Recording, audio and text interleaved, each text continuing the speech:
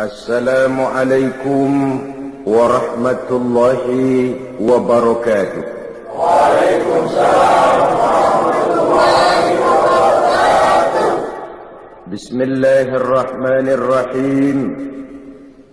Alhamdulillahilladzi ja'ala al-'ida li'ibadihi al-mu'minin wa khatama bihi shahra as-siyama lil-mukhlisin وجعل في طاعته عز الدنيا والآخرة للطائعين وفي معصيته ذل الدارين للعاصين والصلاة والسلام على أشرف الأنبياء والمرسلين وعلى آله وأصحابه المجاهدين الطاهرين أما بعد.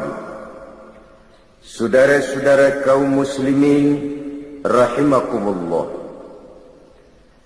ketika matahari akhir Ramadan tenggelam di kaki langit sebelah barat dan malam 1 Syawal datang merayapi bumi, maka berubahlah segenap perasaan kita. Duka berganti suka, sedih lenyap datang gembira.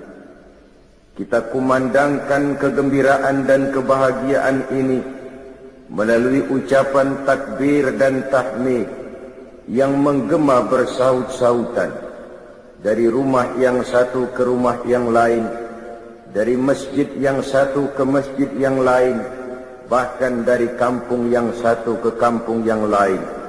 Pertanda rasa syukur kita yang tiada terhingga kehadirat Allah yang Maha Esa dan Maha Kuasa. Selama Ramadan, sebulan penuh lamanya kita telah menempuh satu perjuangan yang sangat berat. Lebih berat daripada perjuangan mengangkat senjata menghancurkan musuh yang nyata. Lebih berat daripada perjuangan dengan hanya mengorbankan sebagian kecil dari harta yang kita miliki. Itulah perjuangan mengendalikan nafsu, menghadapi musuh yang tidak nampak oleh pandangan mata zahir, tetapi yang justru berada di dalam diri kita masing-masing.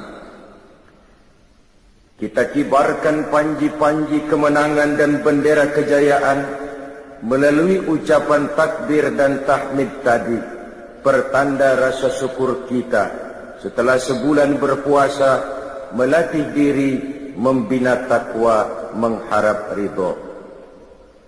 Banyak di antara kita umat Islam terlalu berpegang kepada kulit luar saja di dalam merayakan Idul Fitri atau Lebaran ini. Kita ukur Lebaran itu dengan pakaian baru, baju baru, sepatu baru, dan sebagainya. Padahal kegembiraan paling utama di dalam merayakan Idul Fitri itu tidak lain oleh karena kegembiraan kembali kepada fitrah, bersih, suci, seperti bayi baru dilahirkan oleh ibunya. Tidak berdosa kepada Allah lantaran sudah dibersihkan oleh pelaksanaan ibadah kita sepanjang bulan Ramadan. Oleh karena itu, hakikat daripada merayakan Lebaran tidak hanya sekedar terletak pada pakaian dan baju yang serba baru, tapi lebih kepada jiwa yang baru, yang ditempa, digojlok dan dibina oleh pelaksanaan ibadah puasa sepanjang bulan Ramadan. Berhasilkah ibadah itu kita laksanakan, akan banyak bergantung dan terlihat kepada tingkah laku kiprah kehidupan kita sesudah bulan Ramadan. Lalu apa yang kita lakukan di malam pertama Syawal ini setelah ditinggalkan oleh bulan Ramadan, memasuki hari raya Idul Fitri? Pertama, kewajiban mengeluarkan zakat fitrah. Yang wajib mudhayyaqnya itu berlaku sejak terbenam matahari akhir Ramadan sampai sebelum orang kembali dari melakukan solat Idul Fitri. Kita memahami bahwa salah satu fungsi puasa merupakan pendidikan untuk menanamkan kepekaan sosial yang pada gilirannya akan menumbuhkan kesetiakawanan sosial. Dengan ikut merasakan lapar dan haus, kita mengerti bagaimana tidak enaknya penderitaan orang-orang miskin, saudara-saudara kita yang mengalami kesulitan. Di situ tersentuhlah hati untuk hidup tidak hanya bagi kepentingan diri sendiri saja, tapi mau melihat, membantu, menolong mereka yang benar-benar memerlukan pertolongan. Adalah tidak mungkin melatih dan mendidik orang cinta kepada fakir miskin hanya sekedar lewat penataran, simposium, kongres, seminar, dibacakan makalah, dibicarakan tentang penderitaan dan kesulitan orang-orang miskin, tapi yang pidato orang kenyang semua, rasanya kepekaan sosial tidak lalu tumbuh karenanya. Islam dengan konsep puasanya seolah berkata, rasakanlah lapar haus enak atau tidak.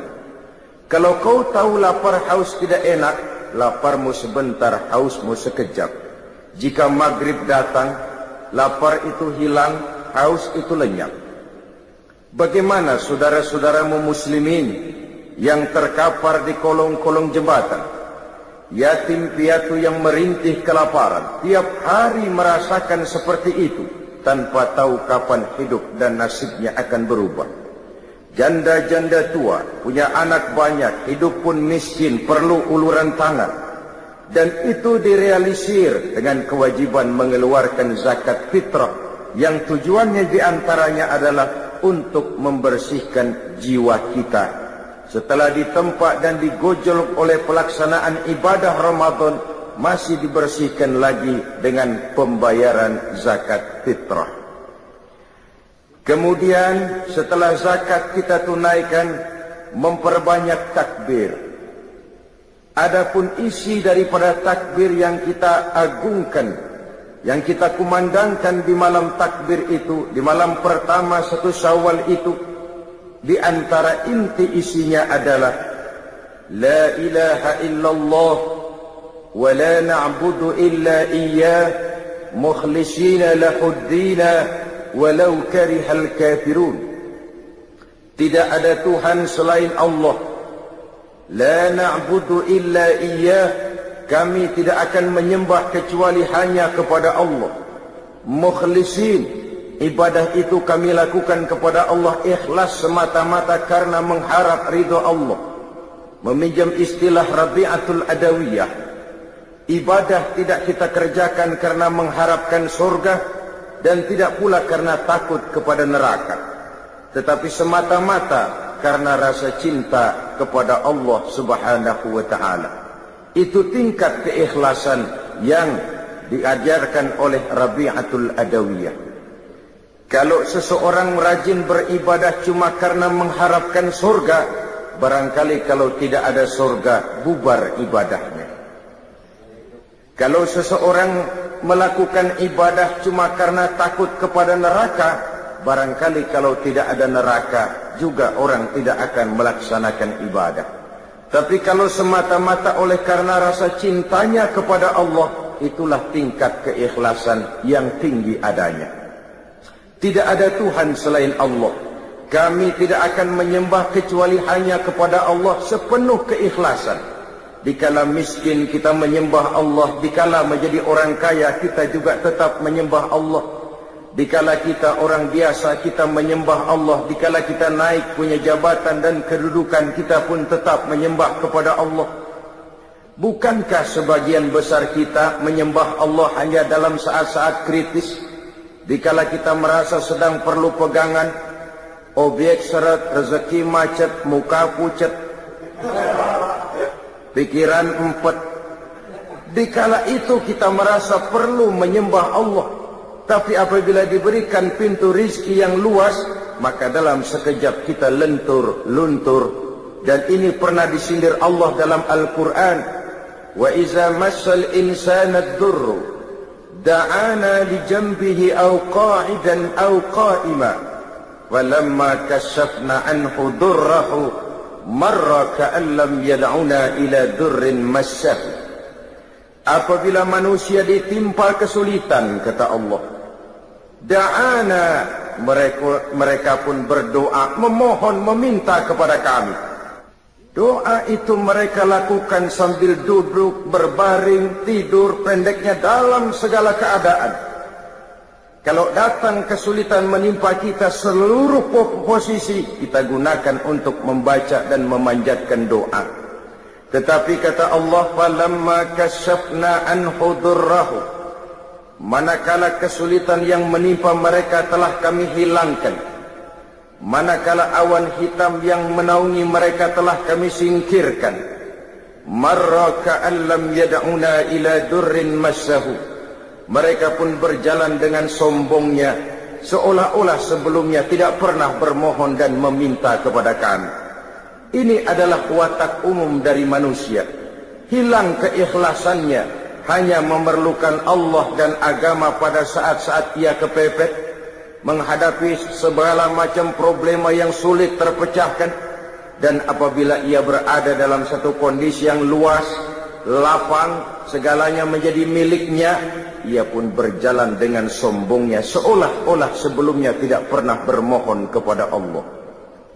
Maka takbir yang kita kumandangkan mendidik dan mengajarkan kita untuk menyembah Allah dengan ikhlas dalam segala keadaan. Walau karihal kafirun, walaupun orang-orang kafir tidak senang dengan hal semacam itu. Orang-orang kafir tidak akan berpangku tangan sampai kita bergeser tidak lagi menyembah Allah Subhanahu wa ta'ala, tetapi ikut menyembah Tuhan mereka, ikut ke dalam agama mereka. Dan itu kita ikrarkan, apapun yang akan terjadi, kami tetap berkeyakinan tidak ada Tuhan selain Allah. Kami tidak akan menyembah kecuali hanya kepada Allah. Kami tidak akan pernah peduli orang-orang kafir tidak senang dengan hal seperti itu. Sekali bertuhankan Allah, selamanya tetap bertuhankan Allah. Selamanya sekali menyembah kepada Allah, selamanya kita akan tetap menyembah Allah. Tidak akan bergeser menjadi penyembah harta, pangkat, jabatan, kedudukan, dan lain sebagainya. Konsisten dan konsekuen.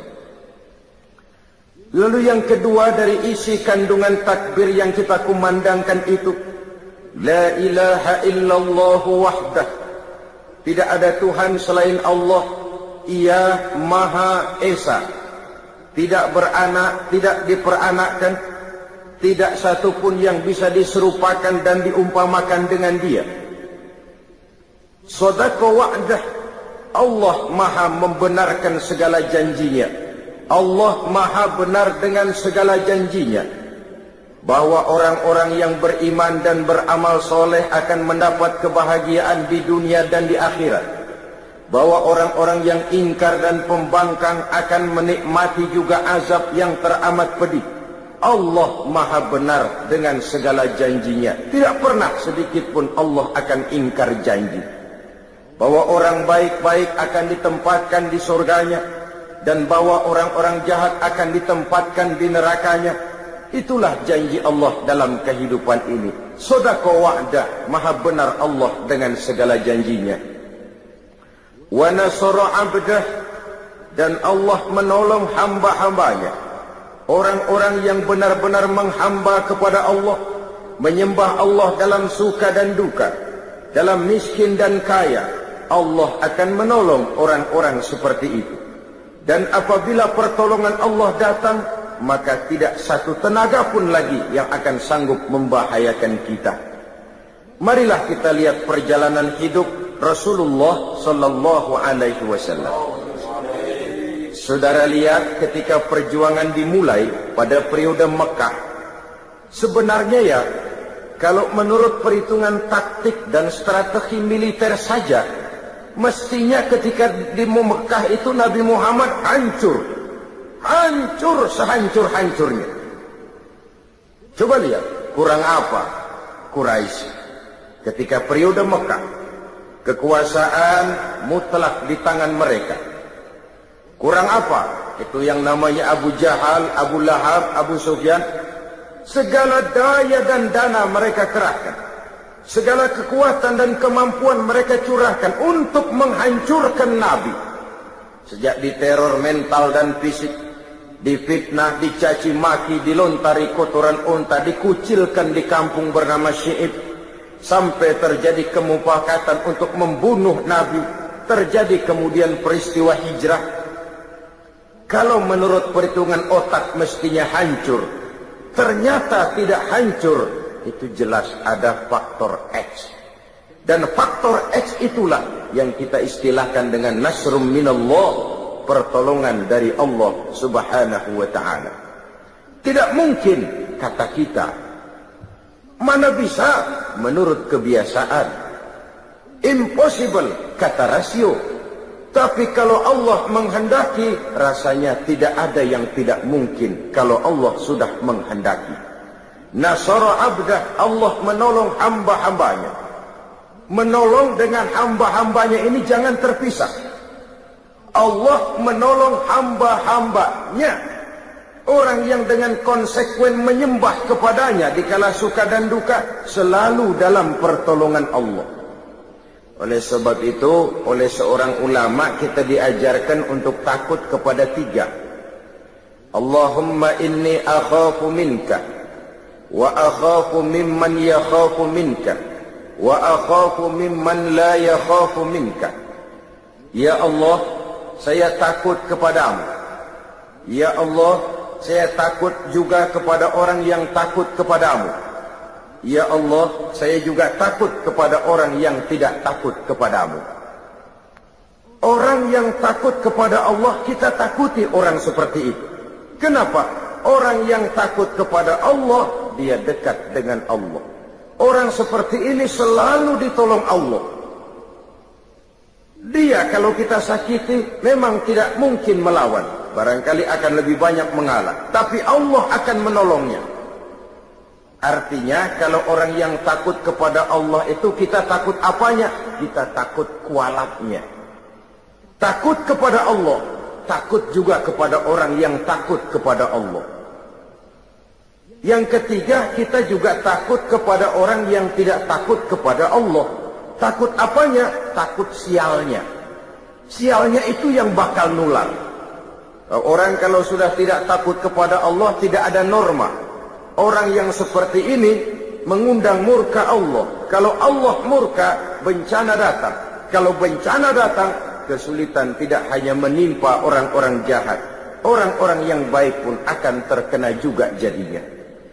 Karena itu yakinlah kita, selama melaksanakan ibadah Ramadan, kalau bukan pertolongan Allah, sulit sekali berjuang mengendalikan nafsu. Kalau bukan karena pertolongan Allah, sulit menahan lapar dan haus di tengah dikeliling kita banyak makanan dan minuman. Kalau bukan karena pertolongan Allah, berat melaksanakan solat tarawih, mengeluarkan zakat dan lain sebagainya. Nasara abdah, Allah maha menolong hamba-hambanya. Wa a'azza jundah, dan Allah memuliakan tentaranya. Siapa sih tentara Allah? Setiap orang yang berjuang dan membela agama Allah, itulah tentara Allah. Ikhlas karena Allah semata-mata. Saudara memakmurkan majelis taklim, ikhlas untuk izul Islam wal muslimin, saudara adalah tentara Allah. Saudara menyemarakkan syiar dakwah dan Islam, ikhlas karena Allah, saudara adalah tentara Allah. Saudara tersinggung apabila agama kita ini dihina orang, dicaci maki orang, diancam orang, saudara juga adalah tentara Allah. Kita memang di zaman sekarang tidak menghadapi perang Badar seperti halnya di zaman Rasul. Kita tidak menghadapi perang Uhud, Khandaq, Khaybar dan lain sebagainya. Kita tidak berhadapan dengan ujung tombak, ujung panah, ujung pedang. Tapi perang yang kita hadapi di zaman ayeuna, di zaman sekarang ini, tidak lebih ringan dari Badar di zaman sahabat, dari Uhud, dari Khaybar, dari Khandaq. Kita tidak menghadapi ujung padang, ujung tombak, ujung panah. Yang kita hadapi sekarang adalah perang ideologi, perang keyakinan, perang akidah, yang jikalau kita kalah, kita sekarang memang masih beriman. Kita sekarang memang masih muslim. Tapi anak-anak kita, generasi-generasi yang akan datang, yang akan hidup 5, 10, 15, 30 tahun yang akan datang. Wallahu a'lam. Allah maha benar dengan segala janjinya. Allah pasti akan menolong tentaranya. Sejarah sudah membuktikan. Berulang kali terjadi pertempuran dalam sejarah perkembangan Islam. Dan jangan lupa, perang dalam Islam bukan untuk memaksakan dan mengembangkan agama. Islam tidak pernah dikembangkan dengan ujung pedang. Perang dalam Islam adalah perang untuk membela keyakinan dari cercaan, tekanan, dan hinaan pihak luar. Pada awal tahap pengembangan Islam, tidak hanya sekedar perang Uhud, hampir dalam setiap pertempuran, jumlah tentara Muslim selalu lebih kecil dari tentara-tentara kafir yang dihadapinya. Entah kemenangan bisa mereka raih, entah keberhasilan bisa mereka capai. Kenapa? Pada satu sisi, a'azza junda, Allah memuliakan tentaranya. Pada sisi lain, nilai keikhlasan mereka pada saat itu benar-benar izzul Islam wal muslimin, untuk kehormatan dan kejayaan Islam serta umatnya. Terlepas dari keinginan mencari nama harum, mengejar pangkat dan jabatan, apalagi mengejar-ngejar harta, dari keikhlasan inilah pertolongan itu datang. Dari keikhlasan inilah mereka mendapat kemenangan. Ma'asyiral muslimin rahimakumullah. Oleh karena itu, yakinlah kita, sekali kita mempersiapkan diri menjadi tentaranya Allah, Allah pasti akan memuliakan tentaranya. Dan tentara Allah itu tidak perlu pakai seragam resmi, tidak perlu bernaung di bawah bendera tertentu. Kita bisa pakai segala macam baju, kita bisa pakai segala warna bendera. Asal niat dan motivasi kita berjuang untuk kejayaan Islam dan muslimin, ikhlas karena Allah, kita adalah bala tentara Allah. Nahnu junudullah, kita adalah pasukan-pasukan dan tentara-tentara Allah. Allah muliakan tentaranya, Allah angkat derajat pasukannya. Wa hazamal ahzaba wahdah, dan Allah mengikat golongan-golongan, partai-partai, kelompok-kelompok menjadi satu. Kalau Allah menghendaki, mudah saja. Karena memang umat Islam ini adalah satu umat yang satu, yang sudah diikat dengan akidah. Bukan soal dari manapun orang datang, apapun warna kulitnya, bahasa apapun yang dipakainya. Saya adalah saudara, saudara adalah saya. Menghina saudara sama dengan menghina saya. Menyakiti saudara juga berarti adalah menyakiti saya. Kita adalah satu badan. Apabila yang satu sakit, yang lain akan ikut merasakan sakit. Sudah waktunya kita menggalang kebersamaan. Islam milik rame-rame. Harus kita jaga rame-rame, harus kita belain rame-rame. Muslim boleh dibungkus oleh baju tentara. Muslim boleh dibungkus oleh baju polisi. Muslim boleh dibungkus oleh baju pejabat, dokter, teknokrat, seniman, artis, pengusaha, konglomerat, and all profession. Silakan. Tapi baju apapun saja yang membungkus badannya, jiwa dan semangat Islamnya tidak boleh luntur oleh baju yang membungkus badannya, lalu mampu menjalin kebersamaan. Dia sanggup berkata, saya camat, tapi saya Muslim. Saya jaksa, tapi saya Muslim. Saya polisi, tapi saya Muslim. Saya gubernur, tapi saya Muslim. Dia bangga dengan nilai keislamannya. Sekarang kan umumnya terbalik orang ngomong. Iya, Islam sih Islam, tapi kan gua kan camat. Iya, Islam sih Islam, tapi gua kan jaksa, gua kan bupati. Terbalik. Saya bupati, tapi saya Muslim. Mau apa? Saya polisi, tapi saya Muslim. Mau apa? Baju boleh berbeda, lambang dan bendera boleh beraneka warna, kaos dan jaket silakan tidak seragam. Tapi jikalau Muslimlah kita adalah satu badan. Harus saling memperkuat satu dengan yang lainnya. Marilah kita menjadi tentara-tentara Allah. yang siap bukan hanya sekedar mengorbankan harta, tenaga, pikiran, waktu, bahkan nyawa ini pun jikalau memang diperlukan, bismillah, lillah, siap kita berikan untuk izzul Islam wal muslimin ini. Selama Ramadan kita juga sudah menjadi tentara-tentara Allah, berjuang mengendalikan nafsu, dan itu perjuangan yang lebih berat kata Nabi dari perang Badar. Seorang yang besar badannya, tinggi pangkat dan jabatannya, berenteng titelnya, bukan merupakan jaminan bahwa orang itu akan mampu mengendalikan hawa nafsunya. Makin tinggi kualitas iman, makin tinggi status sosial, akan semakin berat bisikan hawa nafsu. Kita rayakanlah kemenangan perjuangan mengendalikan dan melawan hawa nafsu ini melalui ucapan takbir dan tahmid yang menggema bersaut-sautan. Rasa syukur, memuji, rasa tafakkur kita kepada Allah Subhanahu wa ta'ala. Lalu di pagi hari 1 Syawal berangkat kita melaksanakan sholat Idul Fitri. Kalau sholat Idul Fitri rasanya tidak perlu digalakkan. Kenapa? Yang kagak sembahyang juga bakalan keluar tuh hari mah. Pokoknya biar subuh kagak, Idul Fitri mah kudu. Saudara hadirin yang saya hormati, baiklah, itu toh masih lebih baik daripada tidak sholat sama sekali. Itu masih lebih baik. Sama saja ada orang berkata, Pak, bagaimana seseorang puasa tapi tidak mengerjakan sholat? Saya katakan, puasa tapi tidak sholat masih lebih baik daripada tidak sholat juga tidak puasa. Itulah kalau kita melihat dengan kacamata putih bahwa seseorang menjadi baik itu lewat proses. Tidak bisa orang dari salah kepada soleh dengan hanya simsalabim abragdabra.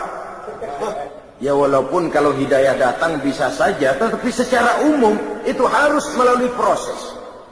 Dan prosesnya tentu bertahap, step by step.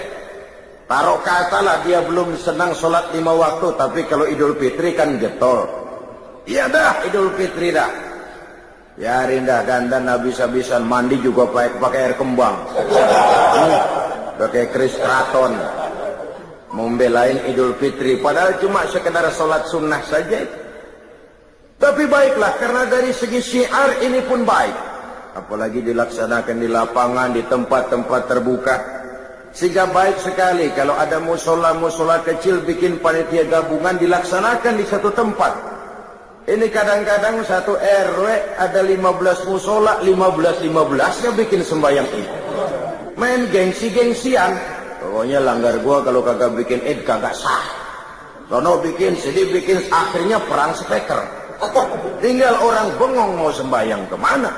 Akan lebih baik kalau dikoordinir, merupakan satu tempat yang luas, yang lebih menyemarakkan syiar. Inilah umat Islam.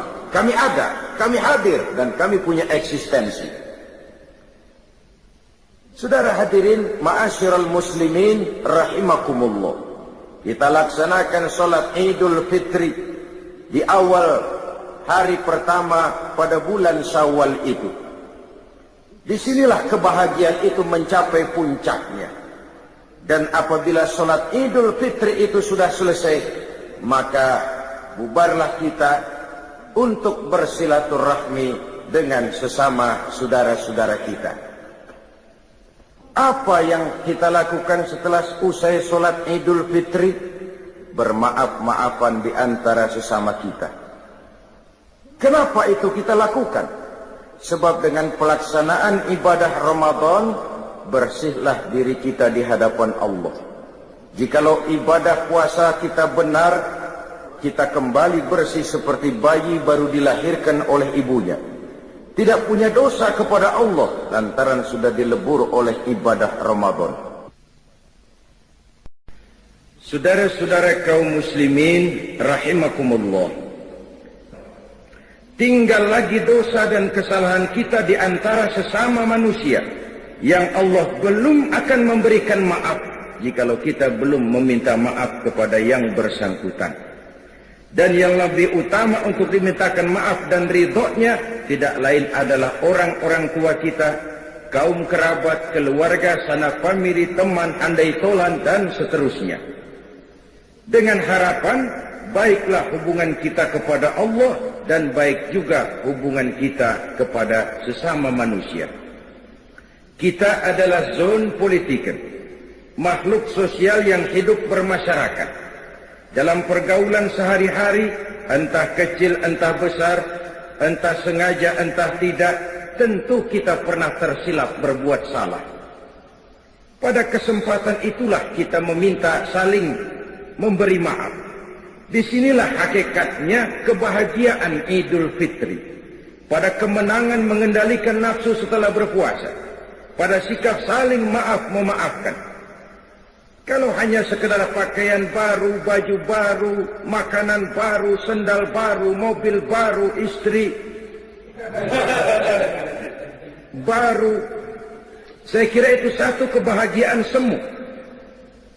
Saya tidak bisa mengerti bagaimana orang merayakan Lebaran begitu gembira dengan baju baru, sepatu baru, makanan serba ada, tapi puasanya amburadul, tarawihnya tidak pernah.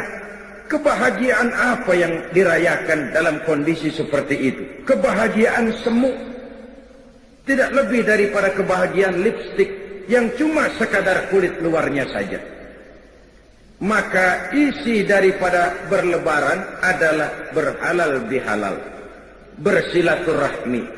Sebab itulah tradisi orang-orang tua kita baik sekali. Kalau hari raya itu anaknya dibawa semua berkunjung, diperkenalkan, inilah pamanmu, inilah keponakanmu, inilah saudaramu, ini yang encing, sebelah sono encang, sebelah sini encung, engkong, engkang, engkeng. Sehingga apa yang dikenalkan pada saat kecil akan terus teringat setelah anak menjadi besar. Oh, ini paman saya, oh itu ibu saya. Dinyalakan obor kekeluargaan sehingga jaring-jaring kekeluargaan tetap ingat dengan lekat dalam hatinya. Kan kalau anak-anak kita mau sekarang mendingan diajak ke kebun binatang daripada lebaran ke rumah keluarganya. Apa enak disuruh ngeliatin uak. Saudara hadirin yang saya hormati, tentu dari segalanya kita menuntut nilai plus, nilai lebih dari sebuah silaturahmi. Untuk itu Rasulullah Shallallahu Alaihi Wasallam pernah mengajarkan ada 3 sifat utama yang merupakan nilai lebih dari kehidupan seorang muslim, yaitu an tu'tiya man haramaka wa tasila man qata'aka wa tuhsina ila man asa'a ilaika. Ini 3 nilai utama yang mencerminkan kelebihan jiwa seorang muslim daripada lainnya. Pertama, an tu'tiya man haramaka, memberikan sesuatu kepada orang yang pelit kepadamu. Ada orang kita tahu banget, pelit banget sama kita, dari luar negeri pelitnya. 17 setan. Apanya aja susah. Pelitnya luar biasa. Kalau mau banda orang rakus banget. Tapi kalau dia sendiri buat keluar, udah buntut gasiran bener. Sedikit pun gak mau keluar. Kita tahu ini orang bakhil, pelit, kikir, medit, koret, buntut gasiran. Tapi kepada orang seperti itu kita bisa berbuat baik. Dalam takbiran bawain ketupat, kan dia bingung. Ini orang gue pelit banget, gue dibawain ketupat. Dia bingung, salah tingkah. Tapi di situ nilai plus. Kalau kita sedekah kepada orang yang memang juga suka memberi kepada kita, itu wajar, itu harusnya, itu idealnya. Tapi bisa bermurah tangan kepada orang yang nyata-nyata pelit. Nah itu yang nilai plus, itu yang luar biasa. Kalau kita kan yang enak seri. Lo gampar dah, gue tabok. Pas itu, harga bandrol. Dan itu juga tidak tertutup peluang begitu. Sebab Quran mengajarkan, وَجَزَاءُ سَيِّئَةٍ سَيِّئَةٌ مِثْلُهَا. Balasan satu kejahatan adalah kejahatan yang seimbang. Tapi ayat ini masih bersambung. Faman afa, barang siapa yang memberi maaf. wa aslaha, dan mencari jalan damai, wa ajruhu 'ala Allah. Itu yang terbaik dan itu yang akan mendapat pahala dari Allah. Memberikan kepada orang yang bakhil. Yang kedua, wa tasila man qata'aka, bersilaturahmi dengan orang yang memutuskan hubungan denganmu. Wah, ini kan susah banget ini. Orang marah sama kita mau biasa aja, tetap datang, tetap silaturahmi. Karena itu Nabi mengajarkan dua orang muslim apabila bertemu, yang terbaik adalah yang lebih dulu memberi salam. Biar dia mudahan, asal lebih dulu memberi salam, itu yang lebih baik ketimbang yang tua. Kita kan kadang-kadang sok gengsi, pengen tahu lu salam ke gani, kalau lu diam gua antepin aja dah. Bukan begitu yang diajarkan Nabi. Wa khairuhum allazi yabda'u bisalam. Apabila dua orang muslim bertemu, yang terbaik di antara keduanya yang lebih dahulu memberi salam. Bersilaturahmi dengan orang yang memutuskan hubungan dengan kita. Nyata-nyata dia marahin kita, dia benci kita, dia keselin kita. Kita menganggap nggak ada apa-apa deh. Lagian kalau orang keselin kita, kita pikirin ampun. Ya Allah, gua diginiin, bengek dah. Mati aja dah. Lebih baik kita anggap nggak apa-apa. Lebih baik kita anggap itu hal yang wajar. Ya, hidup seakan-akan nggak punya musuh, itu memang berat. Walaupun nyata sekali banyak orang yang memusuhi kita tanpa alasan yang benar, tapi disitulah kelapangan jiwa itu. Keluasan hidup ini. Hidup akan lebih banyak bergantung kepada bagaimana cara kita mengatasinya kok. Satu persoalan yang kecil kalau kita anggap dia besar, kita gede-gedein, lah jadi gede. Tapi satu persoalan yang besar kalau kita hadapi dengan tenang, tegar, insya Allah tidak akan membawa dampak yang tidak kita inginkan. Hidup akan banyak bergantung kepada cara bagaimana kita mengatasinya. Bersilaturahmi dengan orang yang nyata-nyata marah sama kita. Yang ketiga, nilai plus itu, nilai tambah itu, wa tuhsina ila man asaa ilaika. Engkau berbuat baik kepada orang yang berbuat jahat terhadap dirimu. Nah, ini kan susah banget ini. Nah, orang jahatin kita, kita kudu baik sama dia. Tapi disitulah nilai plus itu. Dan suasana Syawal, suasana Idul Fitri, suasana Lebaran, satu suasana di mana sangat memungkinkan kita untuk mencari nilai plus seperti ini. Ditambah oleh satu dialog, satu hari ketika sedang kumpul dengan para sahabat, baginda Rasulullah Sallallahu Alaihi Wasallam pernah bertanya, "Atadruna manil muflis?"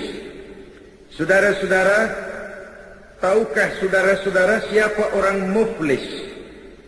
Orang bangkrut, orang sial, orang yang tidak beruntung itu siapa? Macam-macam jawaban sahabat. Di antaranya ada yang jawab, "Ya Rasul, al-muflisu fina man la dirham lahu wa la mata'."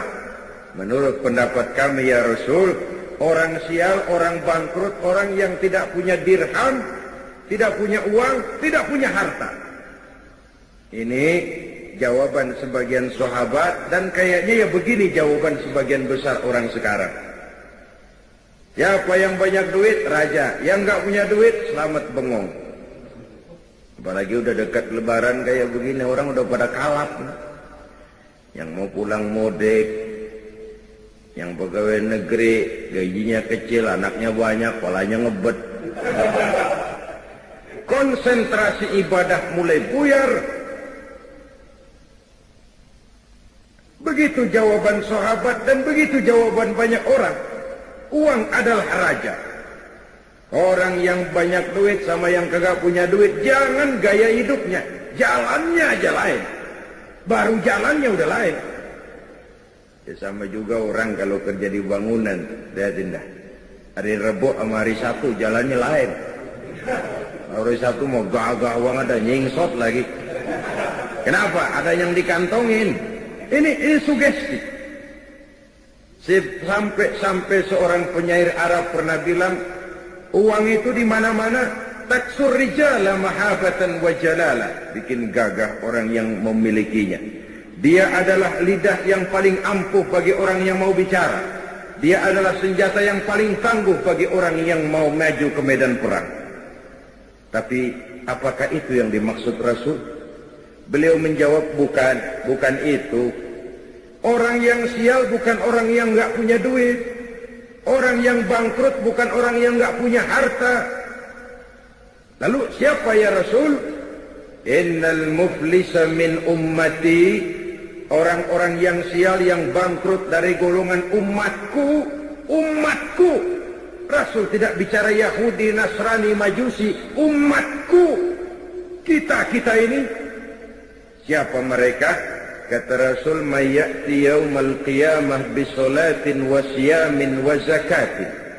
Orang yang di hari kiamat nanti datang menghadap Allah dengan membawa pahala puasa, pahala zakat, pahala solat, semua dia bawa. Dia setorkan kepada Allah. Tuhan, ini pahala sembahyang saya. Nih puasa yang sembahyang wajib, nih yang sunnah. Belah mari rawatib, belah sini nawafil, laporan, selesai. Tuhan, ini pahala zakat saya. Tuhan, ini pahala puasa saya. Ini yang puasa Ramadan, ini yang puasa sunnah 6 hari bulan Syawal, ini yang puasa Senin Kemis, ini yang puasa Nazar. Di satu pihak dia datang menyetorkan amal kebajikan. Tapi di lain pihak kata Nabi, wa ya'ti qad syatama haza. Dia juga datang bawa dosa karena pernah mencaci maki orang lain. Wa qazafa haza, pernah memfitnah orang lain. Wa akala mala haza, pernah memakan harta orang dengan cara yang zalim. Wa syafaka dama haza, pernah mengalirkan darah orang lain tanpa alasan yang benar. Kalau ini yang terjadi, di satu pihak datang membawa pahala kebaikan, di lain pihak datang membawa dosa karena menyangkut urusan manusia, apa yang terjadi? Lagi enak-enak dia laporan, Tuhan nih pahala sembahyang saya nih.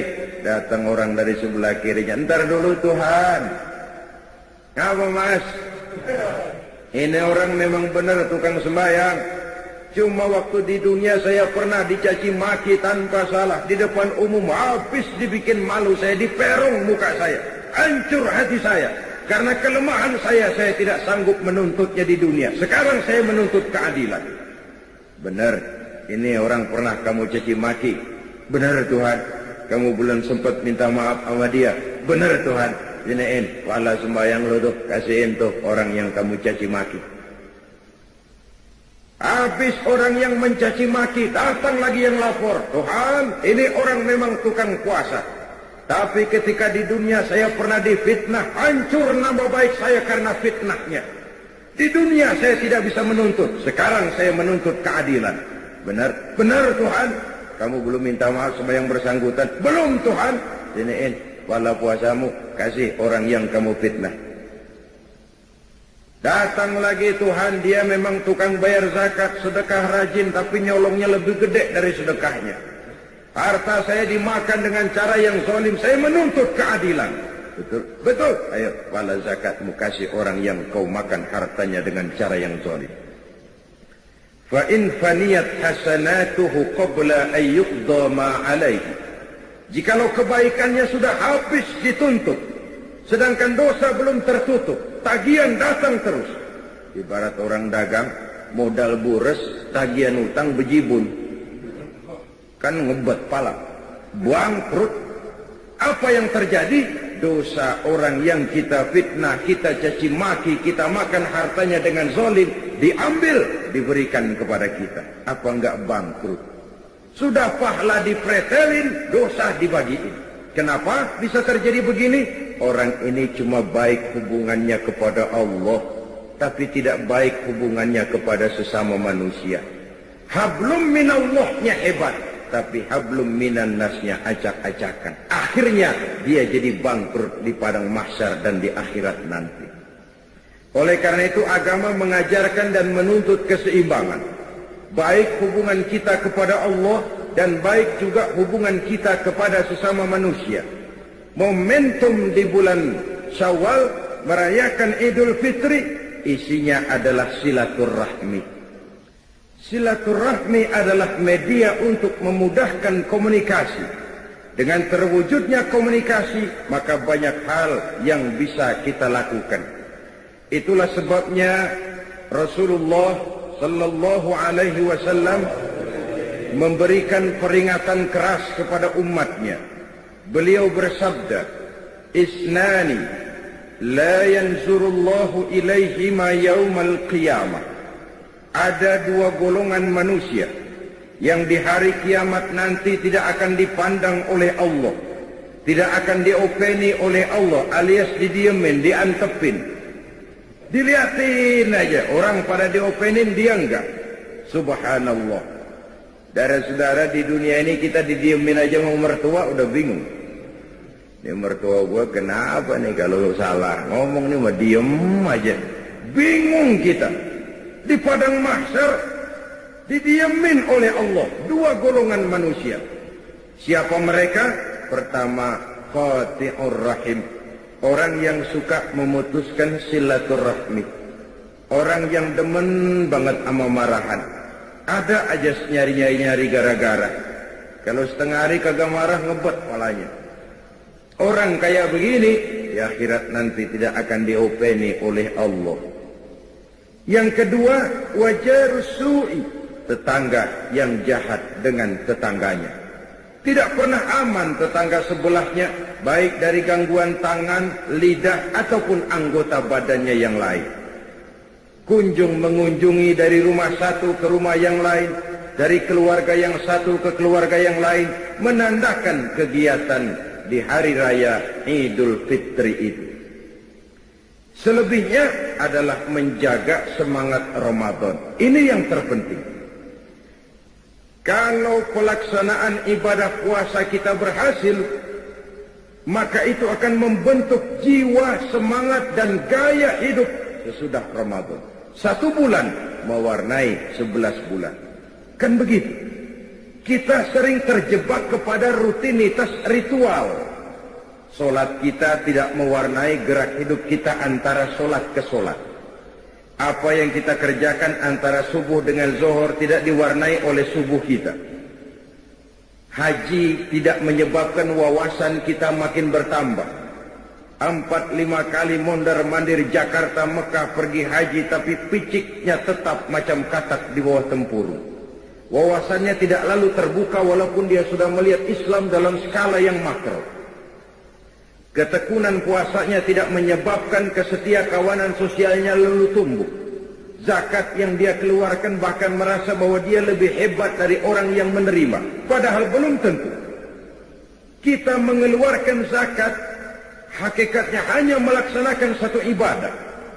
Tidak berarti bahwa yang mengeluarkan zakat merasa diri lebih hebat dari yang menerima. Tidak berarti begitu. Oleh karenanya, bagaimana kita menjaga dan memelihara semangat Ramadan di luar Ramadan. Jangan selesai Ramadan malah merdeka.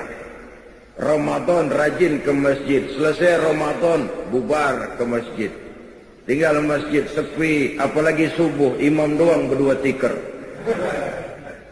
Ramadan kita rajin membaca Al-Quran, selesai Ramadan, selesai baca Qurannya. Menjaga dan memelihara semangat yang telah ditempa dan digojlok oleh pelaksanaan ibadah Ramadan. Apa di antaranya?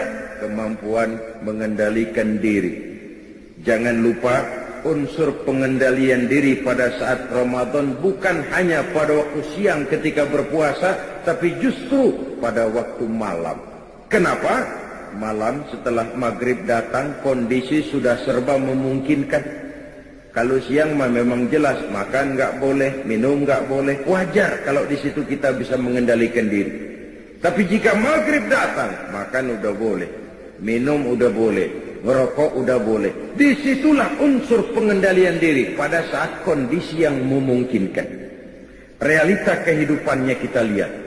Banyak orang yang bisa memulai sesuatu dengan baik, tapi sedikit yang mengakhirinya dengan baik. Memulai dengan sesuatu dengan baik itu penting, tapi mengakhirinya dengan baik itu jauh lebih penting. Sebab yang akhir itu yang akan sangat menentukan. Itu yang dalam bahasa agama disebut dengan husnul khatimah. Lahir sebagai santri, dibesarkan di tengah keluarga santri, dididik secara santri.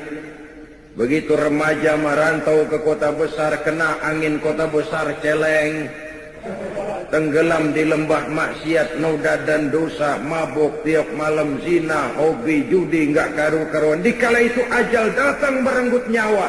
Itu yang disebut su'ul khatimah, jelek pada akhirnya. Sebaliknya tidak mustahil ada bajingan lahir di tengah keluarga buajing, dididik dan dibesarkan secara bajingan, masa remajanya enggak karu-karuan, masa mudanya habis di tempat kelabu. Tapi satu saat hidayah datang, dia taubat dengan sebenar-benarnya, berurai air matanya dikala sujud menghadap Allah. Disesalinya segala dosa dan perbuatannya yang telah lalu. Dia berjanji tidak akan mengulangi lagi. Dikala kondisi seperti itu, ajal datang merenggut nyawa, dia mendapat husnul khatimah, baik pada akhirnya.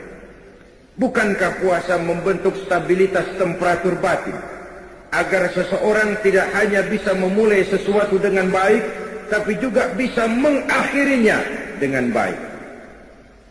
Apa gunanya mulanya doang pahlawan, belakangannya jadi maling? Lebih baik maling duluan tapi belakangan diakui sebagai pahlawan.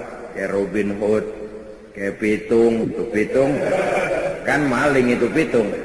Cuman yang dia rampok penjajah kaya, tuh harta dibalikin kepada orang miskin.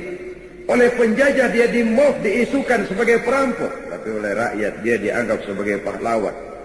Mendingan dianggap maling baru kemudian jadi ternyata pahlawan, ketimbang disanjung sebagai pahlawan besar, pemimpin besar, ternyata belakangan maling besar.